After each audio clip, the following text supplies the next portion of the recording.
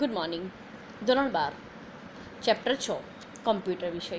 Okay, હવે ગઈ વખત સુધી મેં તમને ઓબ્જેક્ટ, સ્ટેટ, બિહેવિયર, ક્લાસ અને ત્યાર પછી ક્લાસ માટેના અલગ અલગ પ્રકારના વિભાગો, attribute, data member, features, object કોને કહેવાય છે તે આ બધી માહિતી સમજાવી હતી. હવે આપણે ક્લાસ ડાયાગ્રામનો પરિચય લઈએ.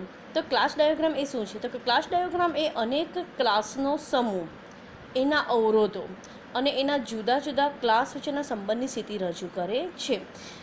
ક્લાસ ડાયોગ્રામ એ અનેક ક્લાસનો સમૂહ, એની વચ્ચે આવતા અવરોધો અને જુદા ક્લાસ વચ્ચેના સંબંધની સ્થિતિ રજૂ કરે છે. ક્લાસ ડાયોગ્રામનો ઉપયોગ કરીએ છીએ ત્યારે આ ડાયોગ્રામ કોના તરફથી તૈયાર કરવામાં આવી છે?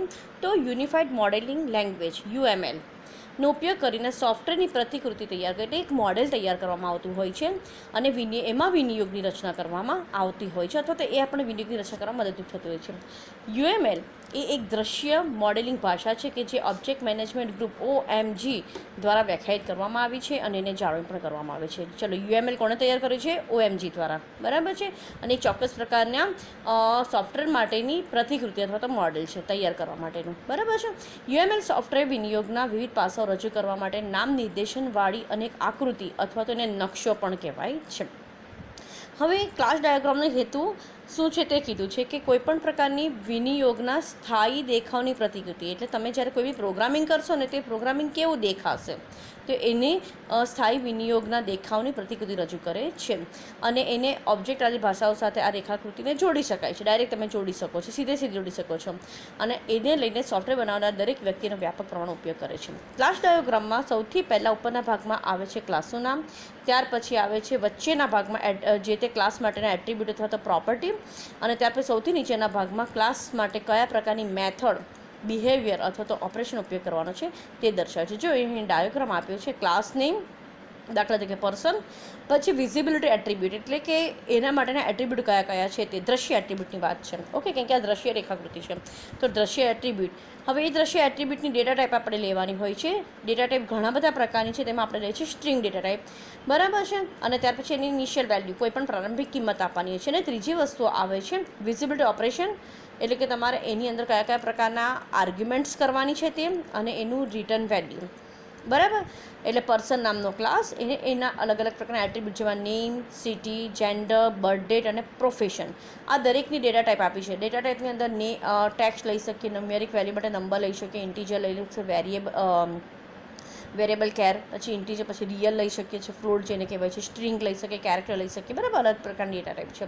સ્ટ્રિંગ લઈશું તો અક્ષરોની શ્રેણી આવશે, તો નેમ એ અક્ષરની શ્રેણી દર્શાવે છે તે સ્ટ્રિંગ ડેટા ટાઈપ લઈએ છીએ.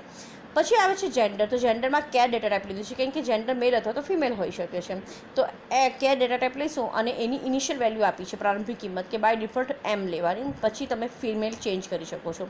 અને છેલ્લે આવે છે વિઝિબિલિટી ઓપરેશન્સ, એટલે કે તમારે કોઈપણ પ્રકારની માહિતી આપી છે એને સેટ કરવી છે. એટલે બર્થ ડેટ છે તો બર્થ ડેટનું સેટ કરવું હોય તો બર્થ ડેટનું એક ચોક્કસ પ્રકારનું ફોર્મેટ છે, MMDDYY કે DDMMYY, તમારે જે ફોર્મેટમાં સેટ કરવું હોય એ તમે અહીં લખી શકો છો. તો સેટ બર્થ ડેટ એની મેથડ પણ કહેવાય, કેમ કે સેટર અને ગેટર નામની મેથડ આગળ જતાં તમને ઇન્ટ્રોડ્યુસ કરવામાં આવશે.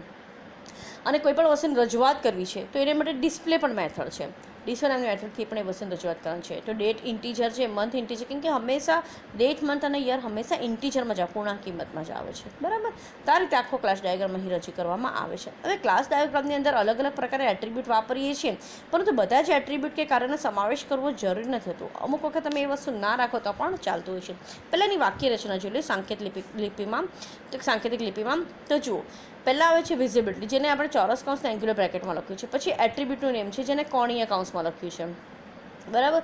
એટ્રીબ્યુટની ડેટા ટાઈપ પર લખી છે, એને કોણીય કૌંસ અને ચોરસ કૌંસમાં લખી છે. અને છેલ્લે આવે છે ઇનિશિયલ વેલ્યુ, દરેકની પ્રારંભિક કિંમત, તો એ પણ ચોરસ કૌંસ એંગ્યુલર બ્રેકેટમાં લખ્યું છે, કોણીય કૌંસની અંદર, બરાબર. હવે અગત્યની વસ્તુ એ છે કે જે વસ્તુ ચોરસ જોડીમાં લખો છો ને એ વૈકલ્પિક છે, તમે લખો તો પણ ચાલે, એની વેલ્યુ ના આપો તો પણ ચાલે, પણ જે વસ્તુ કોણીય કૌંસમાં લખી છે એ વપરાશકર્તાએ જણાવવી પડે છે, ફરજિયાત છે, એની દ્રશ્યતા આપવી જ પડે છે.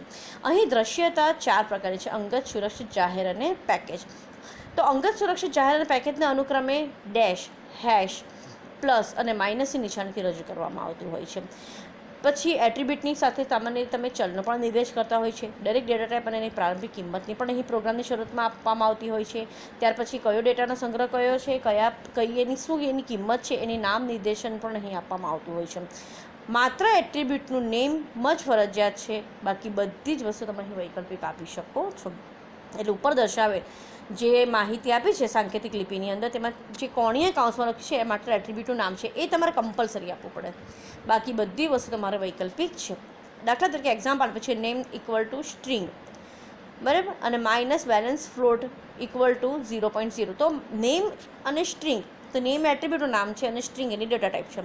બેલેન્સ એટ્રીબ્યુટનું નામ છે, ફ્લોટ એ એની ડેટા ટાઈપ છે અને એની ઇનિશિયલ વેલ્યુ અત્યારે શું છે 0.0. તો આ રીતે તમે કોઈપણ પ્રકારની માહિતી રજૂ કરી શકો છો. અને બીજું કે તમે જે કંઈ પણ UML સંકેત લિપિમાં લખ્યું છે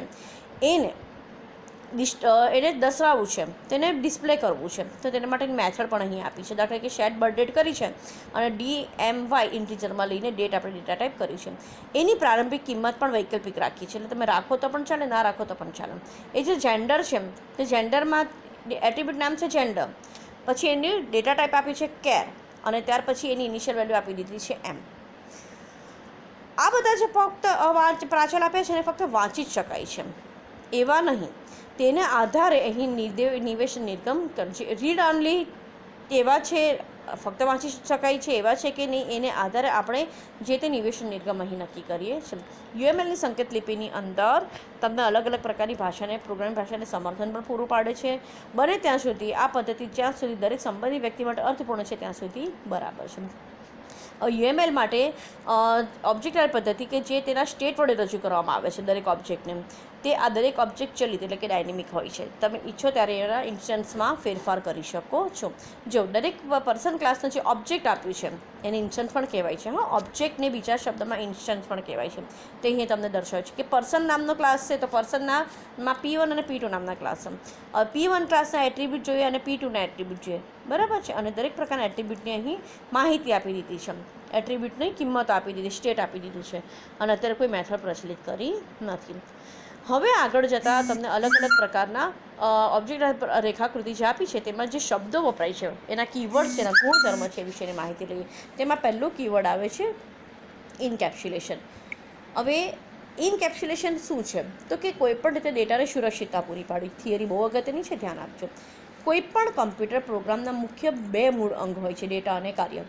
સંગઠિત પ્રોગ્રામમાં આ બંને ઘટકોને અલગ અલગ, સ્ટ્રક્ચર્ડ પ્રોગ્રામ હોય તો આ બંને ઘટકોને કેવું શું ગણવામાં આવતું હોય છે? અલગ અલગ ગણવામાં આવતું હોય છે. પરંતુ જ્યાં સુધી ઓબ્જેક્ટ આધારિત પ્રોગ્રામિંગની ભાષા છે તે એ બંને ઘટકોને એક જ ઘટક તરીકે જુએ છે. ડન, ખ્યાલ આવી ગયો?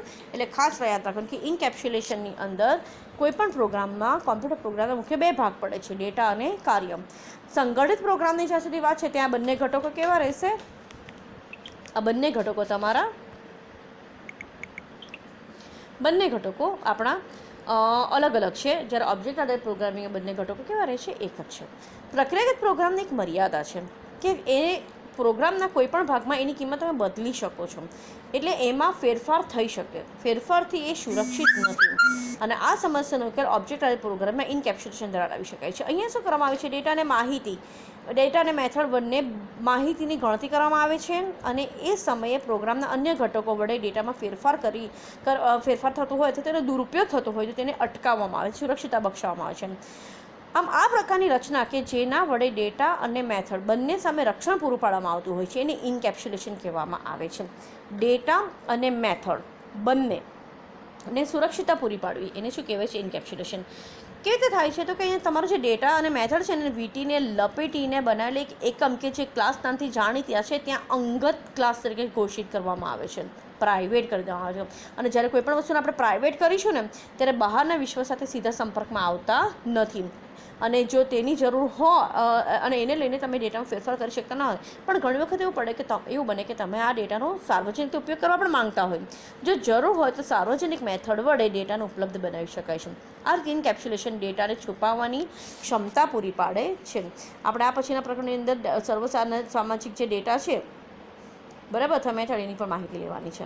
આગળ જોઈએ ઇનકેપ્સ્યુલેશનની બિનઇરાદાપૂર્વક આવતી જે કે પણ ક્રિયાઓ છે કે જે કારણ પ્રક્રિયા છે, બરાબર છે, બહારના અન્ય ઓબ્જેક્ટ દ્વારા અંદરના ઓબ્જેક્ટ પર અસર કરતી હોય તો એવા ડેટાને આયાતને અટકાવે છે, એની સામે રક્ષણ પૂરું પાડે છે. આમ પ્રક્રિયા પ્રોગ્રામિંગની અંદર સાર્વજનિક ડેટા વિસ્તાર પર તમારો ડેટા વહેંચણી થતો હોવાને કારણે એ ઓછું સુરક્ષિત છે.